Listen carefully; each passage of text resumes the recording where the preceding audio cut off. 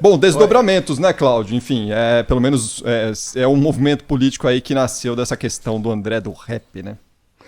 É, antes disso, eu quero dizer o seguinte: essa coisa de dizer entregou o requerimento ao presidente da Câmara para quê? Olha, tira o cavalinho da chuva, desse mato não sai coelho, né? Afinal de contas, se o presidente da Câmara tivesse um mínimo interesse nisso, já teria instalado essa comissão, né? Me parece, no mínimo, uma mentira a afirmação de que a pandemia impediu a instalação de comissão, a pandemia impede a instalação o funcionamento de CCJ.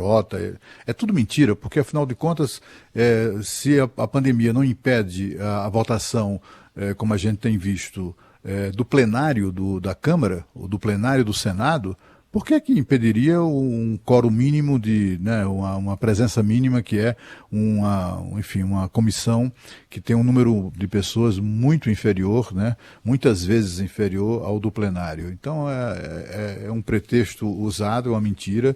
Eu não creio que haja interesse, mas de qualquer maneira, como se trata de um caso de grande repercussão, né? Vai que eles tomam vergonha e botam essa coisa para funcionar. Só para você ter uma ideia do que isso significa na Câmara, neste momento há 32 comissões que já deveriam ter sido constituídas pelo presidente da Câmara para examinar os mais diversos assuntos, inclusive essa questão da segunda instância, e também no total de 12 propostas de emenda constitucional e mais 20 processos, quer dizer, são mais 20 projetos. São 32 projetos centrais, fundamentais para o país, que o presidente da Câmara está nem aí, né? Simplesmente meteu na gaveta e está lá até hoje, né?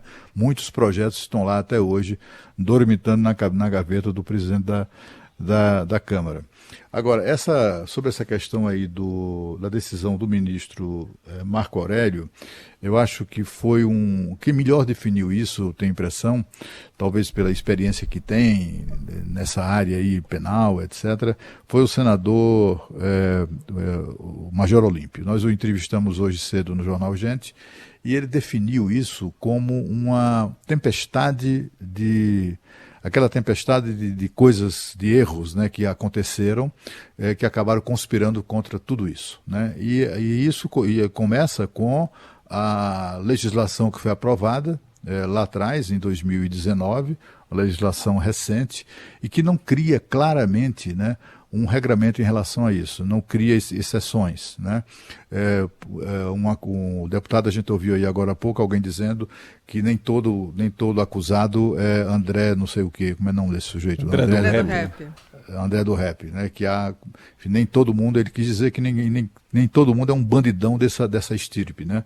Há pessoas que são acusadas, mas que não podem ser submetidas a abusos, etc. e tal, que é o caso que era o caso das prisões preventivas sem prazo para acabar, né?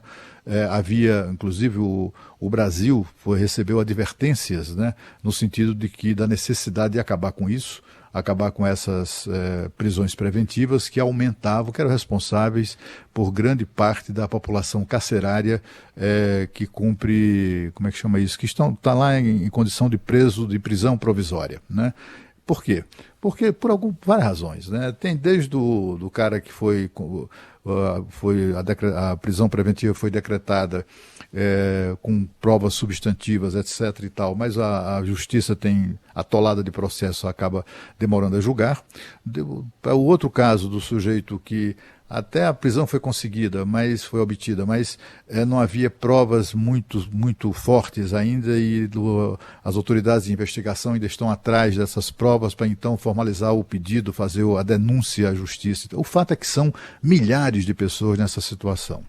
Muita gente disse que essa regra foi criada como resposta à Lava Jato. Eu acho até que uma das razões é essa mesma, né? É uma resposta da Câmara, sobretudo, do Congresso à Lava Jato, porque houve várias denúncias, de pessoas que eram presas preventivamente e com isso acabavam sendo pressionadas a fazerem acordos de delação premiada, etc. e tal. Não sei se isso aconteceu, mas há denúncias em relação a isso, de abusos cometidos nessa direção. Então, é por aí que se explica mais ou menos a regra. Agora, essa regra tinha que criar exceção, por exemplo. Essa regra não se aplica a bandidos que chefiam quadrilha, né? Bandidos que tenham sido condenados por formação de quadrilha, por organização criminosa, pela prática de crimes violentos. Quer dizer, tinha como o legislador incluir enfim, as exceções, ou um regramento mínimo para evitar que o pau, que nesse caso aí, não interessa que o pau que bate, que bate em Chico, bata também em Francisco. Né? Como disse o deputado, nem todo mundo é o André do rap.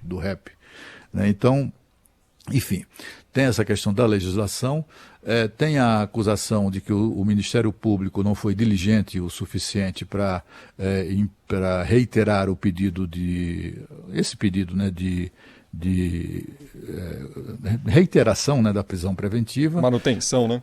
De manutenção da prisão preventiva. Mas, assim, o erro fundamental é do próprio ministro. Né? O ministro foi que tomou a decisão de soltar o cara. O erro é dele. Né? Houve ali o cumprimento da legislação, certamente, né? Mas o magistrado, numa hora como essa, precisa, afinal de contas, refletir sobre o peso da decisão. Né? Ele não estava julgando um acusado qualquer cujos direitos, eventualmente, estivessem sendo solapados. Ele estava julgando o caso do maior traficante do Brasil, de um dos maiores traficantes do Brasil, dos bandidos mais cruéis que o crime já pariu aqui neste país. Né? Então, o erro é de todo mundo. Foi uma conjunção de erros, um somatório de erros, incluindo da polícia. A polícia, entre a decretação da soltura e a soltura do bandido, decorreu um dia. Né? A polícia teve tempo suficiente para se organizar na sua área de inteligência e monitorar esse camarada a partir do momento que ele saísse da prisão. O governador disse que ele foi monitorado. Bom, certamente o governador recebeu essa informação, mas se ele foi monitorado e se o cara tinha que sair da prisão e ir para casa para cumprir a ordem judicial de prisão domiciliar, por que é que, indo para o aeroporto, se ele estava sendo monitorado, por que é que a polícia não deu voz de prisão? Afinal de contas, ele não estava cumprindo a ordem judicial de cumprir a prisão domiciliar, ele foi para o aeroporto. Então é mais do que uma razão mais do que suficiente para que a polícia, se tivesse de fato monitorando o bandido, impedisse o voo e desse voz de prisão mesmo. Você está desrespeitando a ordem judicial, preso em flagrante e tal, e levava em cana, criava uma confusão. Até porque a polícia, todas as pessoas envolvidas nisso, sabiam que a Procuradoria-Geral da República já tinha recorrido da decisão do ministro Marco Aurélio e que era iminente uma decisão reformando a primeira, uma decisão do ministro Luiz Fux. Então, eu acho que todo mundo aí marcou bobeira, né? O procurador, os procuradores que não reiteraram o pedido de prisão preventiva, a polícia que não monitorou adequadamente, até o legislador lá atrás que criou essa regra sem nenhum tipo de limite, né? Até o ministro que acabou adotando a pior posição possível. Essa situação, viu, Cláudio e Lana, para mim cabe muito bem aquele preceito que existe na aviação, que um acidente não ocorre por um fator único, né? Uma conjunção de fatores leva a uma tragédia aérea. A mesma coisa, para mim, é exatamente o exemplo do caso do André do Rep. Como você citou, Cláudio, é o legislador, é o Ministério Público que não acompanha, é o juiz da primeira instância que não responde, e aí o juiz da execução lá na frente, no caso o ministro Marco Aurélio Mello, acaba soltando. E aqui de fora a gente reclama, e parece que pra gente só basta reclamar, Lana. É muito difícil a situação assistir, né, essas cenas de um filme terrível que se repete no país, porque passa uma mensagem muito ruim de impunidade, né? Depois da decisão do ministro Marco Aurélio, na sexta-feira a gente noticiou, inclusive imagem exclusiva da Band, da saída do André do Rep, né? Mas o Ministério Público de São Paulo chegou a apresentar um pedido para a Justiça e o juiz Alexandre Torres de Aguiar negou o pedido para que André do Rep fosse mantido preso, porque, segundo o juiz, não havia elementos de que ele poderia reiterar na prática criminosa ou de que ele estivesse propenso a fugir. Isso foi na sexta-feira, gente, ontem.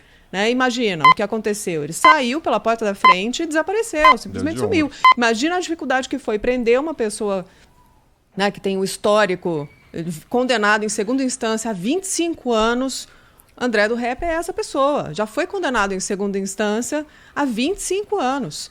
Então, por que o Congresso Nacional não reagiu? Aí tem essa discussão de volta da comissão que discute, que debate a possibilidade de prisão após condenação em segunda instância. Por que o plenário, que tem 513 deputados, consegue funcionar remotamente? Uma comissão que tem 40 não consegue. A gente fica cheio de dúvidas, a gente fica cheio de coisa na cabeça. E aí, mais uma coisa para provocar. Hoje é o dia formal da aposentadoria do ministro Celso de Mello. Hoje, o ministro Marco Aurélio assume o decanato. Ele é o novo decano do Supremo Tribunal Federal, que é o ministro mais antigo da casa. Na véspera de um julgamento em que a gente vê uma nova fase do Supremo Tribunal Federal com o ministro Fux na presidência e uma fase de muito atrito, de muita tensão. Na sessão amanhã vai ser colocada em julgamento justamente a decisão do ministro Fux de reverter o habeas corpus concedido pelo ministro Marco Aurélio.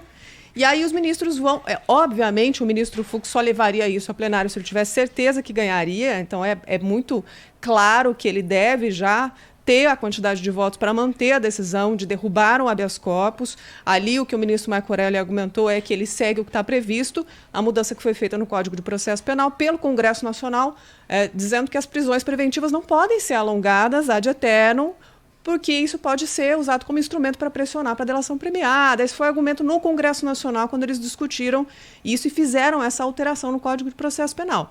O ministro Marco Aurélio argumentou que está seguindo o que está previsto no artigo da lei, e aí teve a decisão derrubada pelo ministro Fux, e isso vai ser discutido cara a cara amanhã em plenário. Deve ser uma sessão muito quente, muito polêmica. E hoje também, para botar mais uma pimenta nesse tempero, é o dia em que o ministro Marco Aurélio, centro dessa polêmica, assume o decanato. Hoje o ministro Fux recebeu o presidente Jair Bolsonaro. Foi o primeiro encontro oficial entre os dois, como Fux como presidente. Ali, para o encontro formal, durou pouco mais de 40 minutos na sede do Supremo Tribunal Federal. Ninguém deu entrevista, mas o Supremo soltou uma nota dizendo que foi uma conversa sobre a gestão do Fux, do ministro Fux, o que ele considera como prioridade daqui para frente. Entre as prioridades, só para todo mundo saber, combate à corrupção e preservação do meio ambiente. Então, estão ali na lista uma conversa entre o ministro Fux e o presidente Jair Bolsonaro. Bom, tem muito pano para manga ainda para a gente discutir esse assunto hoje, né, gente?